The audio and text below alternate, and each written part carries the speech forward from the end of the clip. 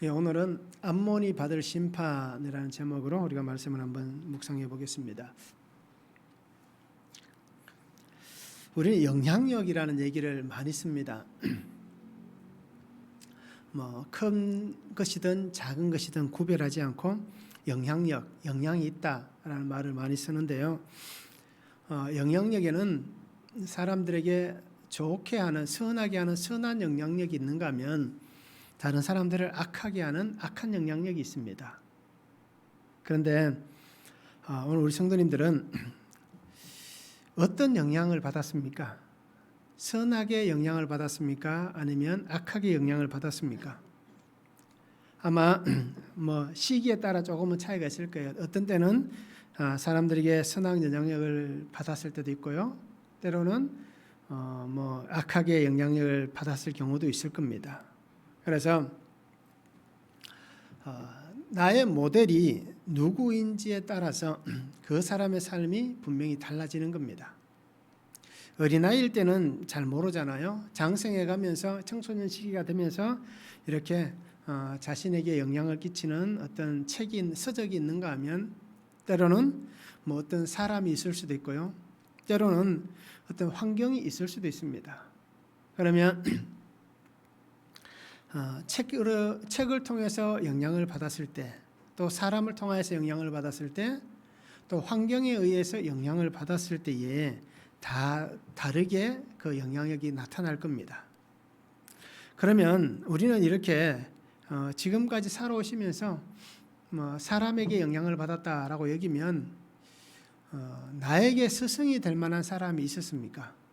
이 사람은 나에게 정말 소중한 선생이다, 스승님이다 라고 여길 만한 그런 사람이 있는가라는 것입니다. 아마 초등학교 때 선생님, 중고등학교 선생님, 대학교 때 은사 이렇게 얘기할 수도 있을 건데요.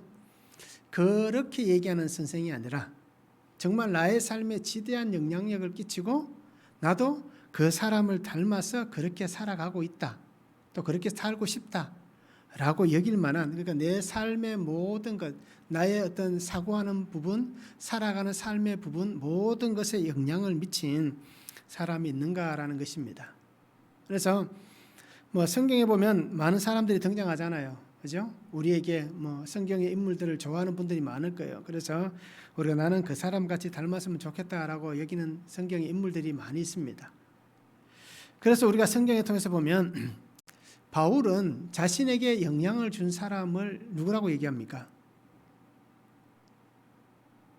예수 그리스도라고 말씀하잖아요. 그죠? 자신을 찾아와 주셔서 만나 주신 그 하나님.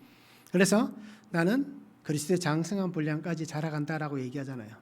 그 예수님을 닮기 원하는 그 바울의 모습 우리가 잘 볼 수 있습니다. 그렇듯 우리도 분명히 닮아가고 싶은 사람이 있을 거예요. 그런데 반대로 나는 누군가에게 영향력을 잘 끼치고 있습니까? 다르게 얘기하면 누군가가 나의 삶을 배우고 싶다, 나를 스승으로 여기고 싶다, 내 가치관, 내 사상, 또 내 삶의 모양들 이런 것들을 배우고 싶다라고 말하는 혹시라도 누군가가 있나라는 것입니다. 우리는 영향력을 끼칠 수 있습니다. 그렇잖아요? 누군가는 다 영향력을 끼칩니다. 그런데 나를 배우는 사람들이 있다면 그 사람들에게 나는 좋은 모델이 되기를 원합니까? 아니면 나쁜 모델이 되기를 원하십니까? 교회 안에 보면 가끔씩 이런 일들이 있습니다. 그죠? 믿음의 후배들이 믿음의 선배들을 배웁니다. 교회 안에서. 그런데 정말 좋은 영향력을 끼쳐서 좋은 영향력을 배우는가 하면 또 어떻습니까? 반대로 교회에서 안 좋은 나쁜 영향력을 끼쳐서 분쟁하고 시기하고 다투고 싸우고 막 하는 것, 그런 것들을 똑같이 답습하는, 대물림하는 그러한 교회들도 있습니다. 그래서 영향력을 끼쳤는데 선한 것보다는 악한 것을 더 많이 끼칠 때가 있습니다. 그래서 오늘 제가 이 부분에 대해서 한번 생각을 해보다가 검색을 하나 해보니까요, 우리가 알고 있는 뉴스에 대해서 아주 진짜 뉴스, 가짜 뉴스에 대해서 얘기를 하더라고요. 그런데 제가 그 수치를 적진 않았는데요. 잠시 봐가지고 가짜 뉴스가 진짜 뉴스보다 10배인가 더 빠르게 전달된다라고 얘기합니다. 그래서 어느 일정한 시간 안에 정말 진짜인 뉴스가 1000명에게 전해지는 시간이 굉장히 그렇게 더디다라고 얘기합니다. 그런데 가짜 뉴스는 비슷한 시간 안에 1000명이 아니라 10만 명에까지 전달된다라고 얘기합니다. 그리고 우리가 알듯이 요즘은 SNS가 굉장히 발달했잖아요. 그러다 보니까 이 가짜 뉴스가 진짜보다 더 판을 치는 시대입니다. 그래서 교회도 마찬가지입니다. 이렇게 나쁜 영향력이 아마 우리에게 더 많이 그런 영향력을 끼치고 있다는 것을 잘 볼 수가 있습니다. 그러기에 우리가 교회 안에서 특별히 믿음의 선배들이 믿음의 후배들에게 말하는 것, 행동하는 것 이런 모든 것들을 조심해야 됩니다. 왜냐하면 나를 보면서 그들이 신앙을 배워가기 때문입니다. 하나님은 우리의 눈에 보이지 않잖아요. 또 믿음의 선배들, 성경에 나와 있는 우리의 선배들은 이미 다 글로만 남아있지 그들의 삶의 모습이 우리 눈에 보이지 않잖아요. 그러니까 가까운 데 있는 사람을 보고 배우는 겁니다. 성경에 있는 말씀들을 다 보고 배우지만 그러나 정작 우리 눈에 보이는 사람들을 통해서 그들이 그 길을 따라가는 겁니다. 그러니까 오늘 우리 성도님들이 이렇게 나를 통하여서 분명히 하나님이 기뻐하는 사람들이 세워질 수도 있고 나를 통하여서 하나님이 싫어하는 사람들이 세워질 수도 있다라는 것을 우리가 잘 기억하셔서 우리가 정말 교회 안에서나 또 우리가 살아가는 공동체 안에서 우리가 어떻게든지 선하고 좋은 말씀 안에서 그 모습들을 보여줄 수 있는 그러한 삶을 저와 우리 성도님들이 함께 살았으면 좋겠습니다. 그래서 정말 내 인생이 모델이 될 만한 인생이 되시기 바랍니다. 그래서 귀한 모델이었다라고 나중에 그죠? 살아있을 때 그런 얘기는 못 들어도 상관없습니다. 나중에 우리가 떠나가고 난 다음에 그죠? 믿음의 후배들이 우리 교회 안에 그분이 계셨는데 정말 좋은 우리의 신앙의 모델이었습니다 라고 그들이 고백할 수 있는 그런 삶을 저와 우리 성도님들이 살기를 원합니다. 오늘 말씀을 한번 보시기 바랍니다. 오늘 말씀은 하나님께서 에스겔에게 암몬을 향하여서 예언하라라고 말씀합니다. 그러면서 이 암몬은 이스라엘이 황폐했을 때에 유다가 사로잡힐 때에 그들이 조롱하고 기뻐했다라고 얘기합니다. 그래서 하나님께서는 이 에스겔을 통하여서 이 암몬에게 예언하시는데 동방의 사람들을 보내겠다. 그래서 이 동방의 사람들을 통하여서 암몬 족속의 땅을 차지하게 하겠다. 그리고 그 땅은 황폐하게 될 것이다. 그리고 암몬은 만민 중에서 끊어버리시겠다라고 말씀을 하고 있습니다. 그래서 오늘 우리는 이 에스겔 25장을 통하여서 암몬이 받을 심판이라는 제목으로 말씀을 한번 묵상해 보겠습니다. 첫 번째는 암몬의 조롱입니다. 1절에서 3절입니다. 여호와 말씀이 또 내게 임하여 이르시되 인자야 내 얼굴을 암몬 족속에게 돌리고 그들에게 예언하라. 너는 암몬 족속에게 이르기를 너희는 주 여호와의 말씀을 들을지어다. 주 여호와께서 이같이 말씀하셨느니라. 예 성소가 더럽힘을 받을 때에 내가 그것에 관하여 이스라엘 땅이 황폐할 때에 내가 그것에 관하여 유다 족속이 사로잡힐 때에 내가 그들에 대하여 이르기를 아하 좋다 하였도다라고 말씀합니다. 하나님은 에스겔에게 분명히 말씀합니다. 예언하라라고 말씀하셨습니다. 암몬이 우리가 어디 있는지는 잘 알잖아요. 대충은 어느 쪽에 있다라고 우리가 지도를 그려볼 수 있을 겁니다. 암몬은 유다의 북동쪽에 있습니다. 그러니까 유다보다 위쪽에 있습니다. 위쪽에 있는데 요단강을 기준으로 하면 요단 동편에 위치를 하고 있습니다. 그래서 이스라엘 어떻게 보면 유다보다는 이스라엘과 이렇게 수평으로 놓여 있는 그런 땅이다라고 우리가 보시면 될 거예요. 그래서 유다의 북동쪽에 위치한 나라이고 이 암몬은 롯의 그 두 딸, 그죠? 모압과 암몬이 나오잖아요. 그래서 롯의 둘째 딸에게서 태어난 베남미, 그 베남미에 의해서 어떻습니까? 암몬이 시작됩니다. 어떻게 보면 이 암몬도 이스라엘 백성과 어떻게 보면 형제간이라고 얘기해도 됩니다. 아브라함과 롯이 그죠? 작은 아버지, 큰 아버지입니까? 큰 아버지가 되고 그리고 조카가 되니까요. 이렇듯 어떻게 보면 긴 시간이 지났지만 형제와 같은 나라였습니다. 자, 그런데 이들이 오늘 성경에 보니까 어떻습니까? 하나님께서 그들을 향하여서 말씀하는 장면이 어떻게 보면 암몬이 좋지 않은 행동을 했다라고 우리가 보여질 수 있습니다. 하나님께서는 이 암몬 족속에 대해서 굉장히 너그러우셨습니다.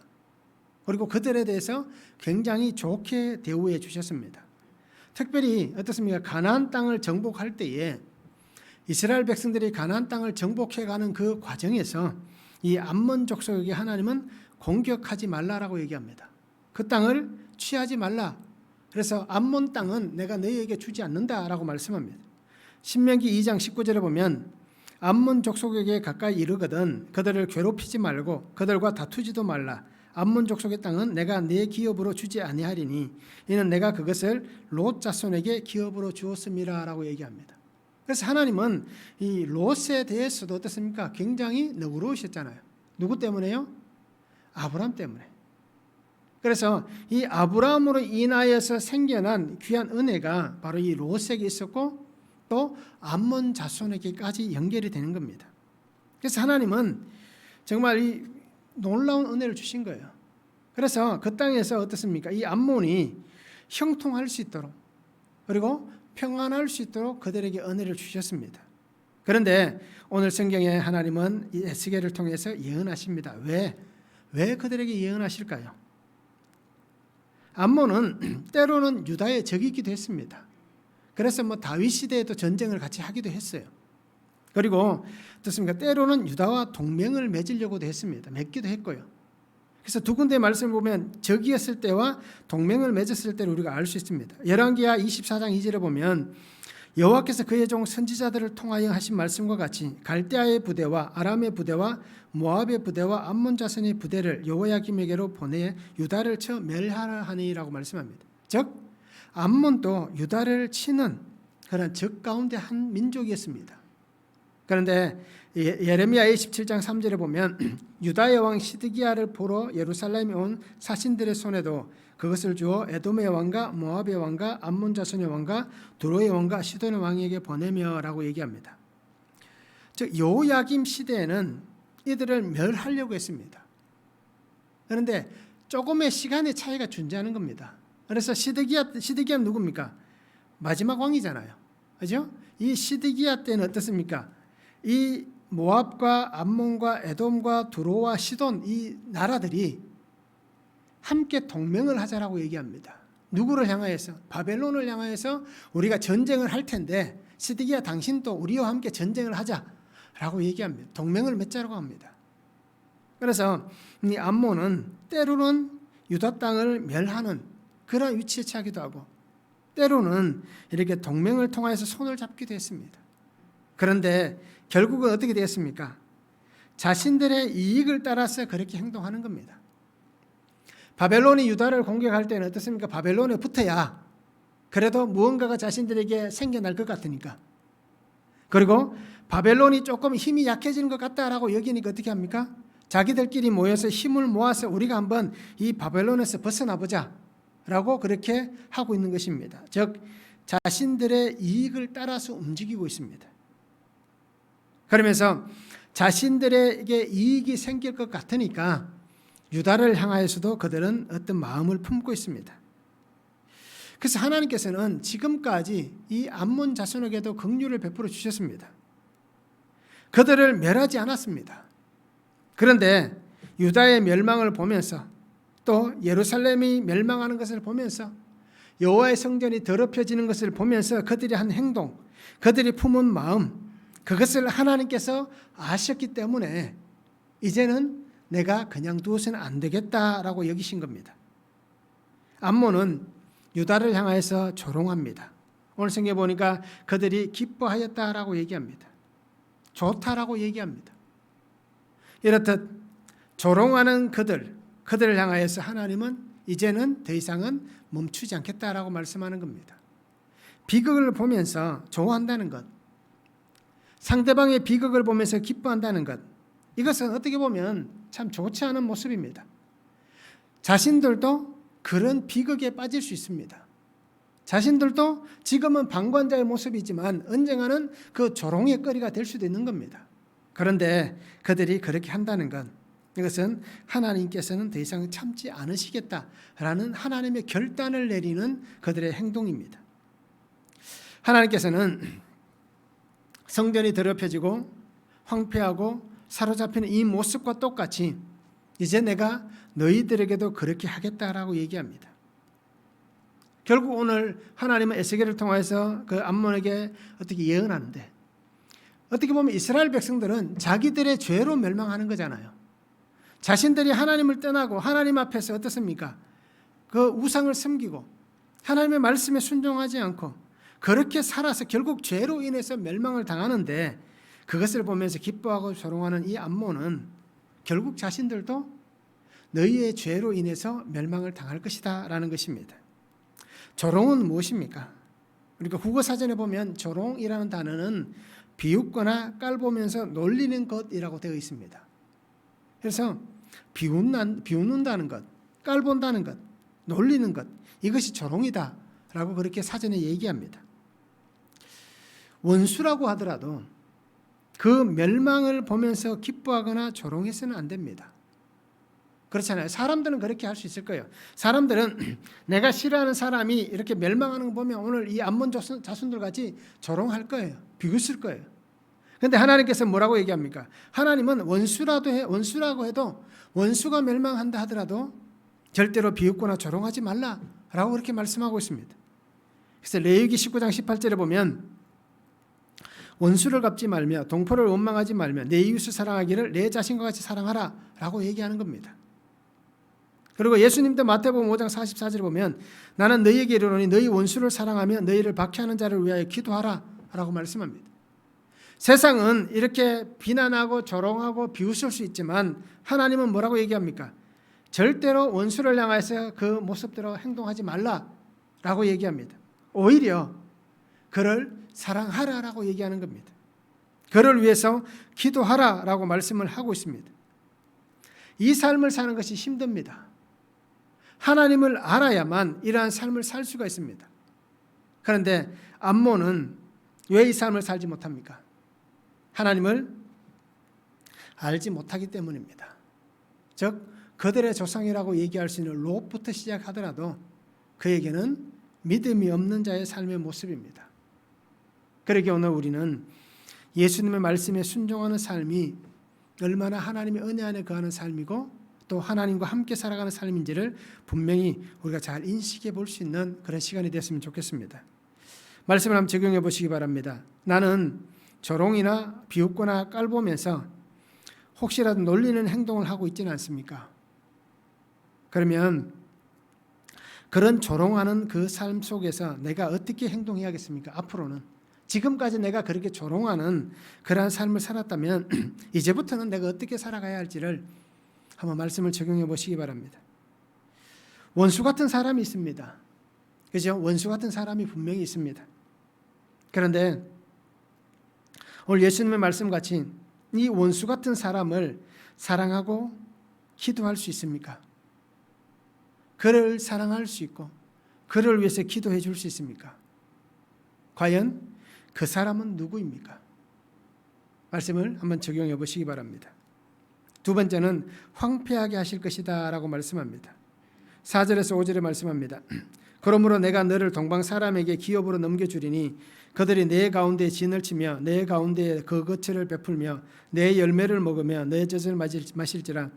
내가 낫바를 낙타의 우리로 만들며 암몬 족속의 땅을 양떼가 눕는 곳으로 삼은즉 내가 주 여호와인 줄을 너희가 알리라 라고 말씀합니다.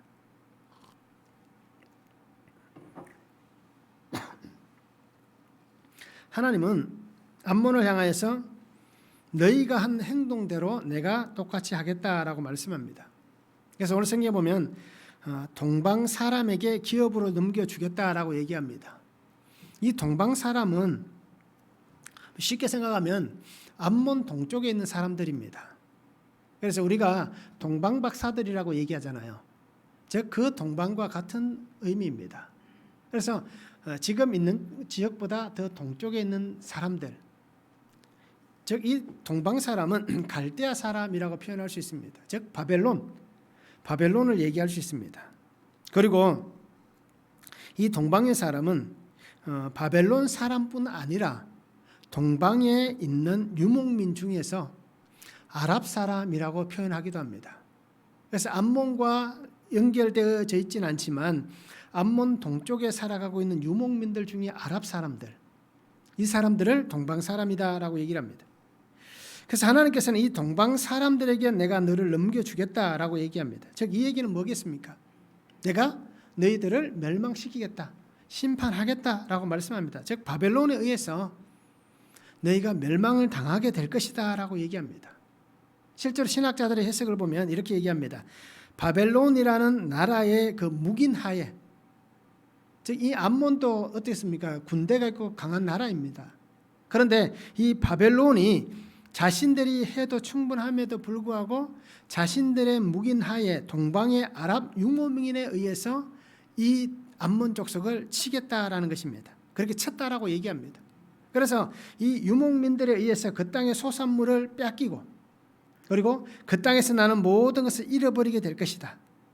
그리고 정말 이 유목민들에게 그 땅을 뺏겨서 자신들의 좋은 목초지가, 비옥한 목초지가 이 아람 사람들에게 다 뺏길 것이다 라고 그렇게 신학자들이 해석을 하고 있습니다.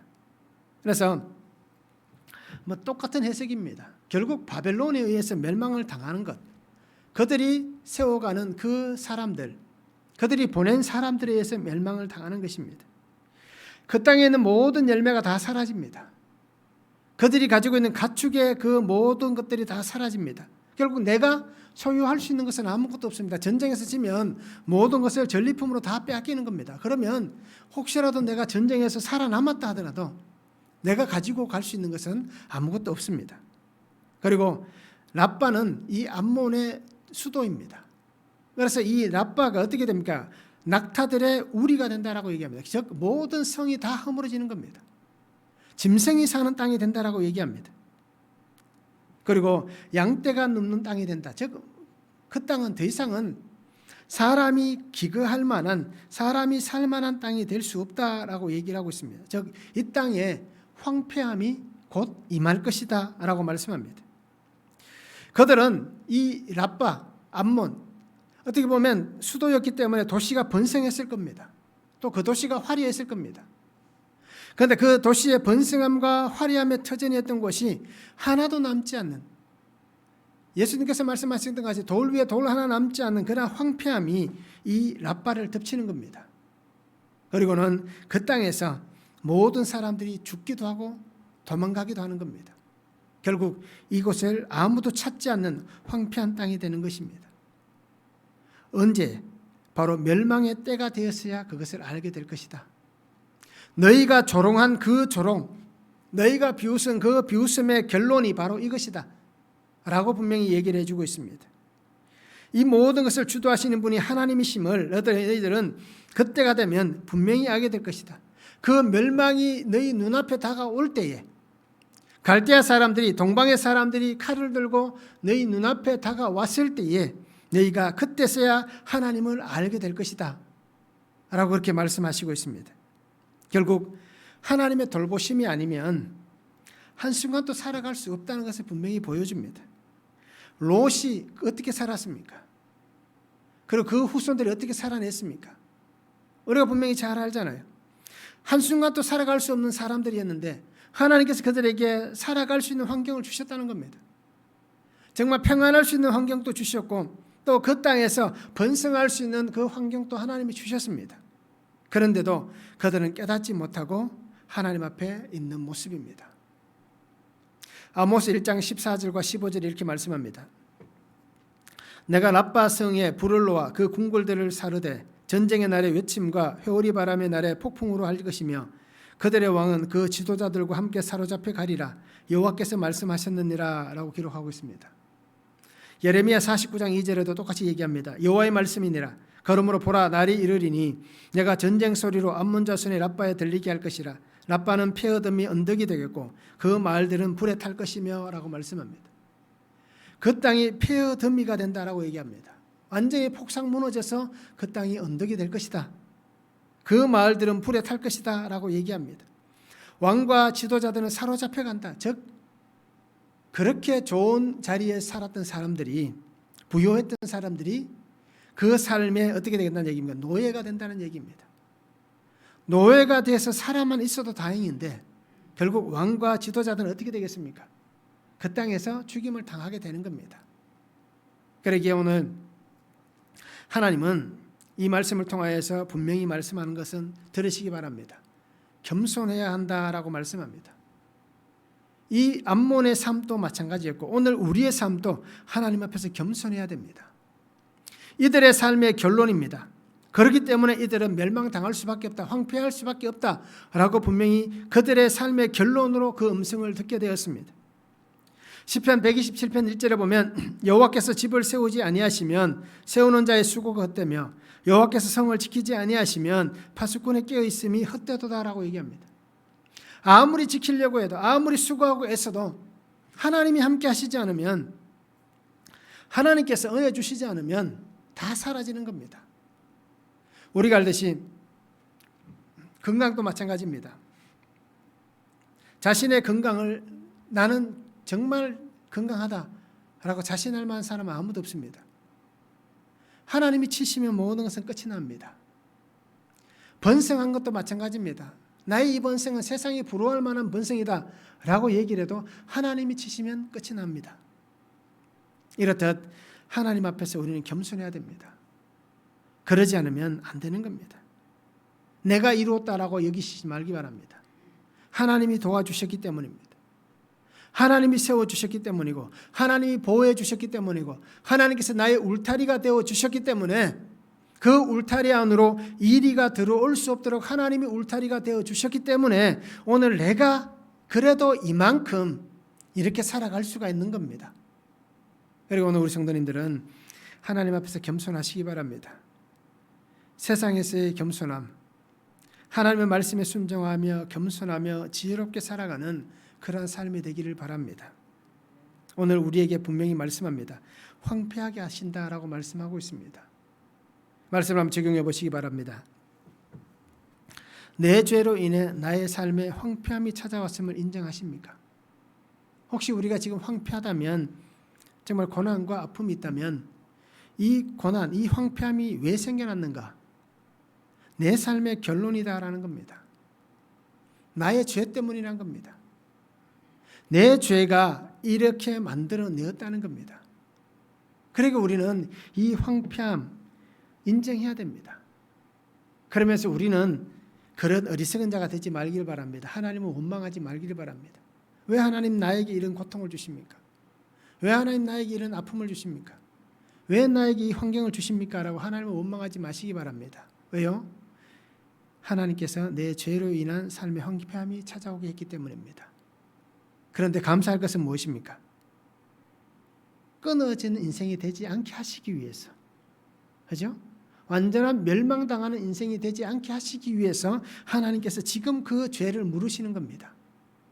그러기에 우리가 이것을 인정하시기 바랍니다.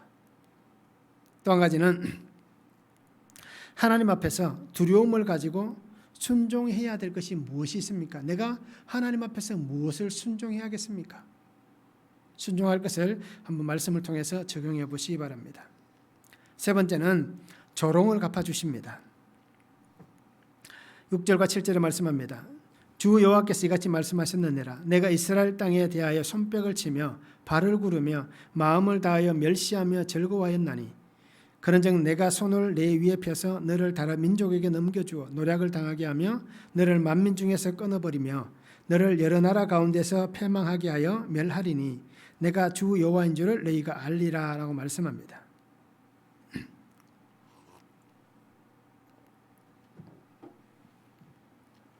암몬 족속의 조롱이 앞에서보다 어떻습니까? 아 좋다라고 여겼던 그 말보다는 7절에 오니까 어떻습니까? 6절에 오니까 더 이렇게 더 적극적으로 더 크게 조롱을 합니다.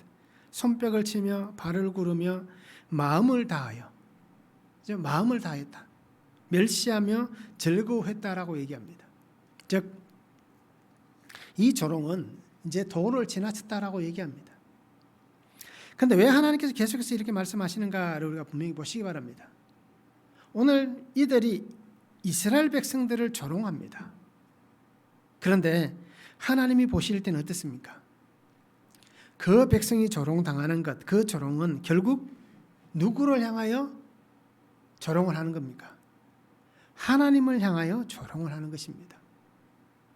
하나님이 보실 때 이 백성들이 그 백성들만, 사람들만 욕하는 게 아니라 결국 하나님을 욕하는 겁니다. 우리가 한번 생각해 보시기 바랍니다. 우리가 어떤 것을 비난할 때에 제가 그 사람의 그 모습만 비난합니까?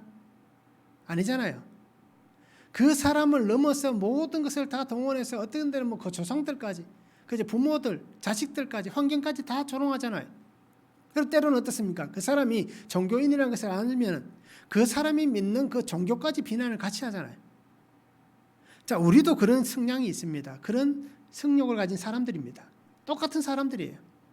그러니까 이들도 결국 그 조롱의 도가 너무 지나쳐서 하나님을 향하여서 그 백성이 조롱을 하는 겁니다. 그러기에 하나님은, 그 소리를 들으신 하나님은 그것을 갚아주시는 겁니다. 다시는 비웃거나 깔보면서 놀리지 못하도록 내가 너희를 세상에서 끊어버리겠다라고 말씀합니다.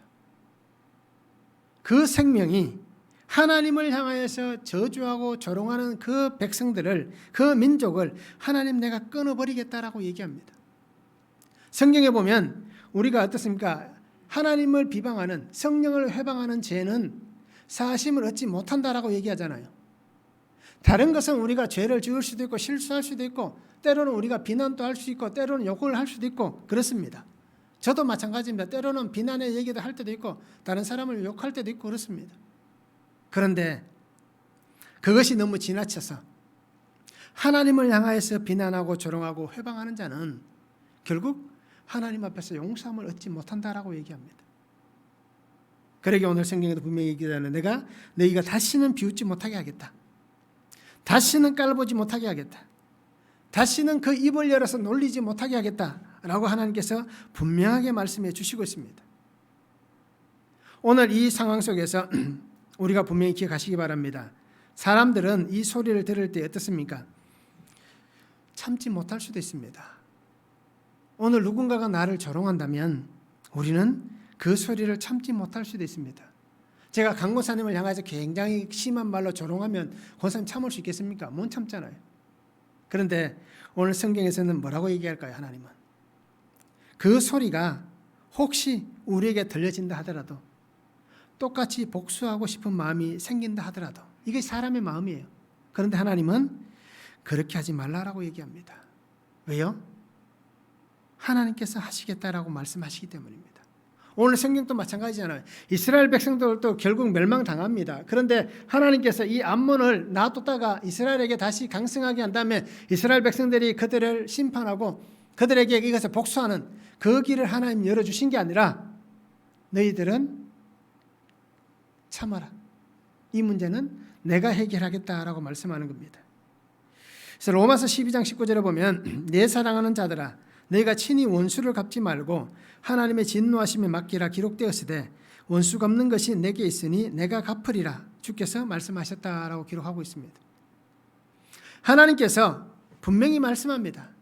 나에게 맡기라라고 말씀하는 겁니다. 그래서 이 문제는 내가 해결하겠다라는 것입니다.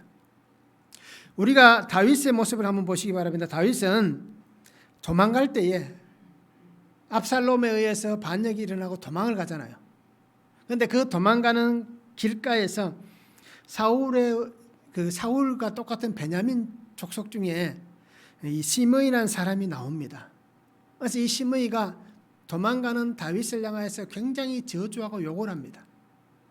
그때 부하들이 가서 내가 이 시므이를 어떻게 할까요? 해칠까요? 죽일까요? 라고 얘기할 때에 다윗이 뭐라고 얘기합니까? 그냥 두라라고 얘기합니다. 하나님께서 혹시라도 그에게 말씀하신 것이면 우리가 범죄할 수 없고 이것이 하나님과 나와의 문제이지 너희들과는 상관이 없는 얘기다라고 얘기합니다. 그러면서 이 심의, 조롱하는 저주하는 심의를 향하여서 하나님께서 갚아주시기를 원합니다 라고 다윗이 기도합니다. 사무엘하 16장 12절에 보면 혹시 여호와께서 나의 원통함을 감찰하시리니 오늘 그 저주 때문에 여호와께서 선으로 내게 갚아주시리라 라고 다윗이 고백합니다.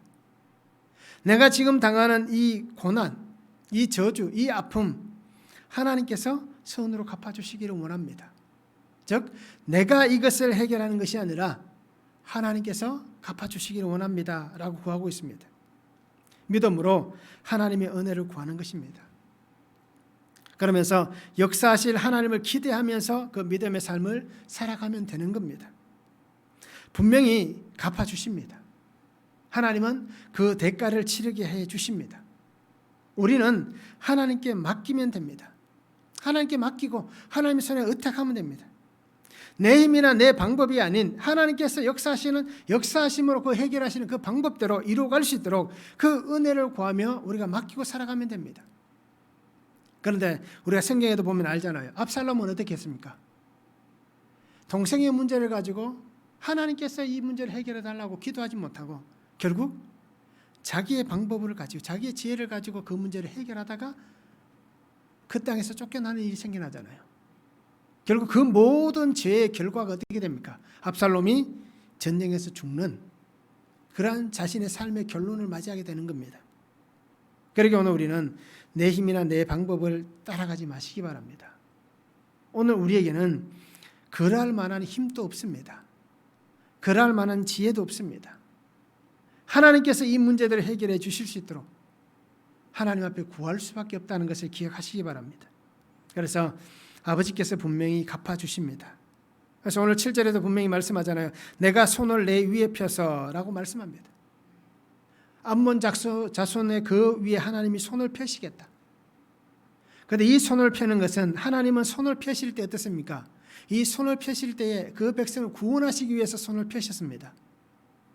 그런데 오늘 성경에서는 이 민족을 멸망하기 위해서 손을 펴신다라고 말씀합니다. 즉 이 얘기는 우리가 하나님 앞에서 어떻게 살아가느냐에 따라서 하나님이 나를 향하여 손을 펴실 때 그 손이 구원의 손, 은혜의 손이 될 수도 있고 때로는 그 손이 나를 파멸시키는, 나를 끊어내는 멸망의 손이 될 수도 있다는 것 기억하시기 바랍니다. 그리고 우리는 더욱더 믿음으로 살아가시기 바랍니다. 감찰하시는 하나님 앞에서 아버지의 신실하신 그 은혜 안에서 하나님의 뜻을 순종하며 믿음으로 살아가는 귀한 성도가 되면 좋겠습니다. 그래서 우리가 암몬과 같은 이 심판의 자리에 거하는 인생이 아니라 정말 하나님의 은혜 가운데 거하여서 정말 하나님이 회복시켜 주시는 그 은혜로 살아가는 귀한 삶이 되면 참 좋겠습니다. 말씀을 한번 적용해 보시기 바랍니다. 분명히 하나님은 갚아주신다라고 말씀합니다. 그러면 억울하고 비참한 상황을 하나님께서 분명히 갚아주실 텐데 그 억울하고 비참한 상황을 감찰하시는 하나님께 정말 그 하나님을 내가 얼마나 신뢰하는지, 정말 나는 100% 하나님을 옳다라고 인정하는지, 그죠? 이 신뢰함이 있는지 한번 말씀을 적용해 보시기 바랍니다. 그래서 혹시라도 나의 속에 하나님을 향한 이 믿음, 이 신뢰함이 없다면 우리가 오늘부터 이 신뢰함을 바꾸어 가시기 바랍니다. 하나님께서는 오르십니다. 하나님은 오르신 분이십니다. 그러게 오늘은 그 하나님 앞에서 우리의 삶을 온전하게 드릴 수 있는 그 믿음의 삶을 저와 우리 성도님들이 함께 살기를 원합니다. 하나님은 반드시 그 죄에 대한 대가를 물으십니다. 이스라엘 백성들에게도 물으셨고 또 그 오늘 성경에 나오는 이 암몬 자손에게도 물으셨고 또 우리보다 앞서 살다가 수많은 인생들에게도 하나님은 그 죄의 대가를 물으셨고 오늘 나에게도 동일하게 물으실 겁니다. 그리고는 그 죄에 대한 대가를 분명히 내가 책임져야 됨을 하나님은 말씀하실 겁니다. 그 죄에 대한 책임은 분명히 져야 됩니다. 하나님은 우리에게 말씀하실 겁니다. 그럴 때 우리가 그 음성을 들으시기 바랍니다. 매일 말씀을 묵상하시면서 나의 죄에 대해서 들으시기 바랍니다. 나의 삶에 대해서 들으시기 바랍니다. 나의 믿음에 대해서 들으시기 바랍니다. 그리고 어떻게 살아가고 어떻게 하나님 앞에서 살아가야 할지를 분명히 들으시기 바랍니다. 그래서 나를 살리기 위해서 지금 나의 삶의 터전을 황폐하게 하실 수도 있다라는 것을 분명히 기억하시기 바랍니다. 그래서 우리는 하나님께서 내게 주신 말씀을 잘 붙잡으시기 바랍니다.